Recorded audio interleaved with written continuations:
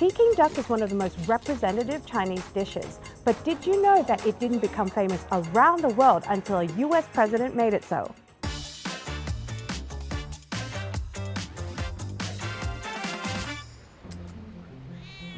Tucked inside Beijing's maze-like hutongs, the city's ancient alleyways, Lichun restaurant has been serving traditional Peking duck for over 3 decades. As you walk into Lichun, one of the first things you see is their tiny roast room. The cooking process looks deceptively simple, but the restaurant's secret stems from details its chef has picked up with years of experience. The ducks are first hung to dry overnight, then a special stock is poured into the carcasses to make sure the insides are thoroughly cooked during roasting. Nowadays, many shops use an electric oven to speed up the process. But here at Lichun, chefs stick to a good old brick oven fueled by wood from fruit trees. They adjust the position of the ducks as needed to ensure they are roasted evenly. After about an hour, they are ready to serve. Now, time is of the essence. Servers must quickly carve the duck into perfect slices of skin and meat before the bird turns cold and deflates. This smells amazing, but tell me, how did the Peking duck come to be? 最早，北京烤鸭是明成祖朱棣迁都到北京来，他把南京的金陵片皮鸭这个技术带到北京的。这个技术是源自于皇宫。到了清末的时候，烤鸭这个技术因为御膳房的解散，御厨把这个技术带来了民间。When you order an authentic Peking duck, you always expect a few things. Duck slices, of course, some thin pancakes, sweet bean sauce, leeks, and cucumber. Most customers like me will simply wrap everything together and eat it. But Zhang says I have been doing it wrong. Tell us how to eat Peking duck properly. 好的，首先是几张饼，这样硬整一点，你待会儿抹的时候很容易就抹好。一片鸭肉蘸上甜面酱，抹的面积越大越好，越匀越好，就拿它当刷子使。然后再接着皮和肉要混合着吃，葱根据自己口味适量来。黄瓜条一定不要加在里边。Oh, so we've been eating it wrong the entire time. 那你不是专业的。然后这个时候，拿一片荷叶饼拽一下，紧一点，然后从最后的位置，这儿我们所谓的这个叫关后门。从开口的地方吃。Okay, here goes. 小心啊，这个汁水会掉下来。我说一下黄瓜，黄瓜通常是在最后清口用的，因为黄瓜本身苦和涩的味道会盖住鸭子的香味儿。是吧？感觉不一样吧？ You taste a lot more of the skin and a lot more of the fat this way. Okay, I know I've been doing it wrong now.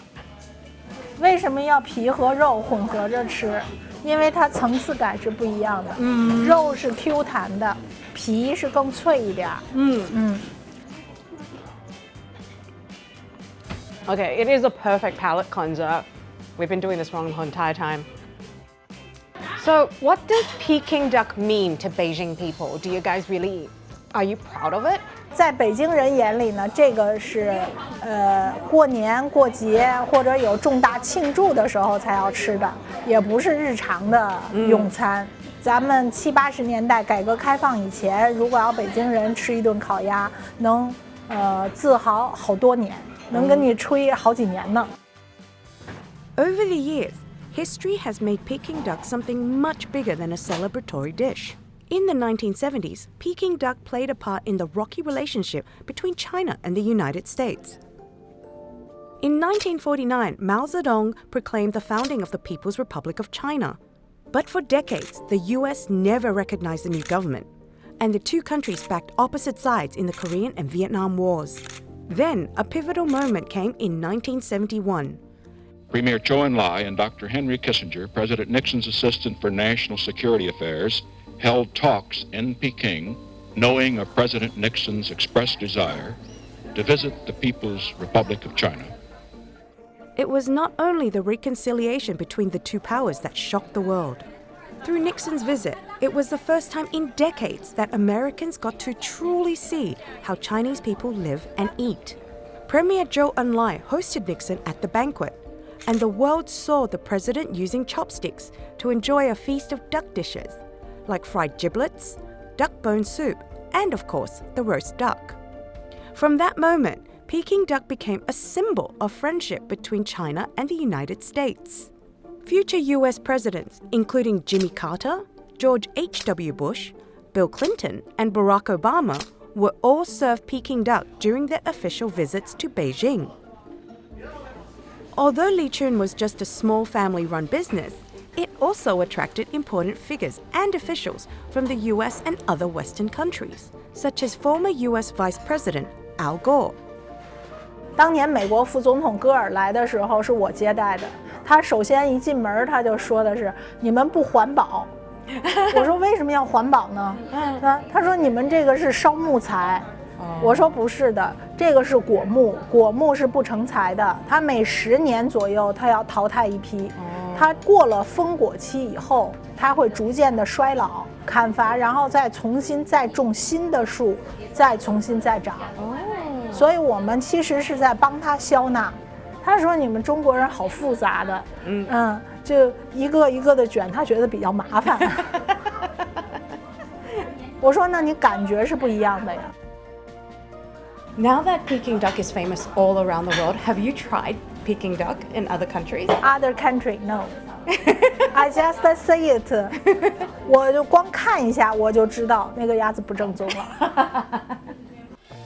When one culture learns something new from another, it is inevitable that the original will turn into something a little less authentic and slowly become something unique on its own, like the famous American Chinese fast food. As for Peking duck, it also happens the other way round. Born in New York, Billy Otis now leads the kitchens at Feeney's, a New York Italian pizzeria in Hong Kong. Recently, he created a dish that turned the idea of Peking duck with pancakes into an American classic. Billy, you come from New York. Indeed I do. You must have gone to some Chinatowns, you must have eaten some other Chinese food, but what was your first experience with Peking duck? There is one that stands out in my mind. There's a very famous restaurant in Chicago. It's like a chef's restaurant, and you would go there, like a group of chefs to eat. It's called Lao Szechuan.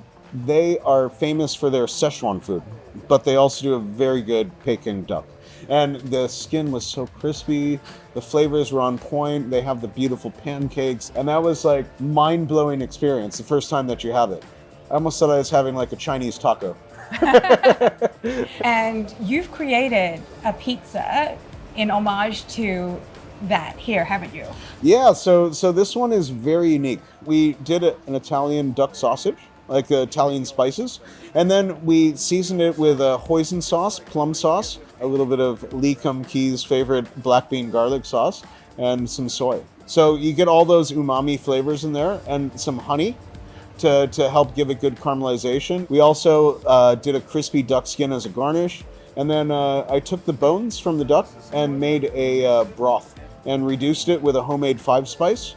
As you're eating it, it has all the flavors that remind you of Peking duck.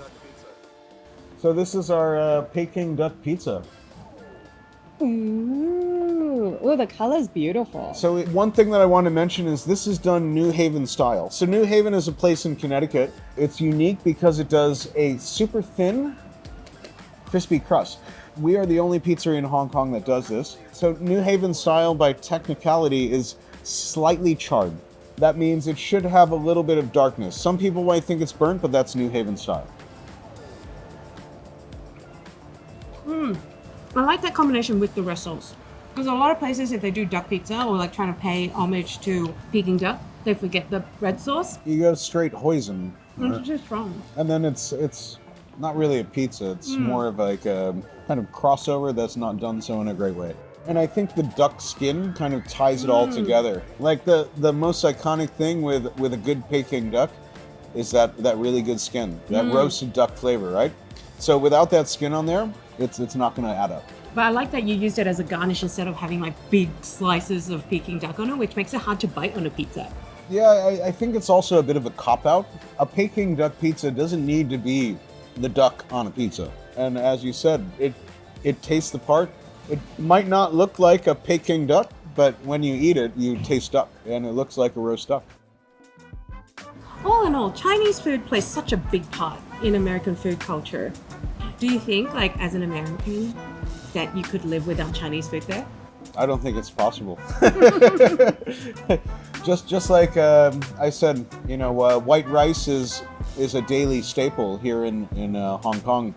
I think Chinese food culture, it's ingrained into everything that we do in the U.S.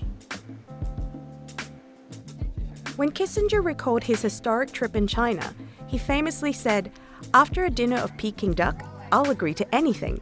While it may be a bit crazy to think about the role one single dish had in helping to bridge political differences, that's what is magical about food. It unites people and helps us understand each other better, no matter where we are from.